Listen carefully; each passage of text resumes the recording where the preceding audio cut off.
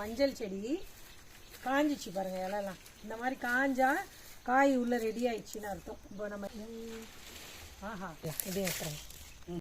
இங்கே பாருங்கள், இதில் வந்து இதெல்லாம் மஞ்சள், இந்த அடியில் இந்த மாதிரி இருக்கிறது தான் கஸ்தூரி மஞ்சள்.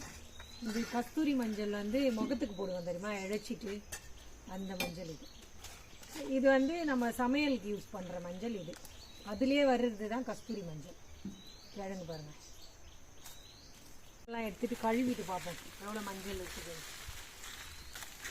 சமையலுக்கும் போடுறோம், நம்ம சாக்கி சிப்பி ராக்ஸிக்கும் கொஞ்சம் மஞ்சள் போடுவோம். ஏன்னா அதுங்களுக்கு வந்து நாய்க்கு இது ரொம்ப நல்லது.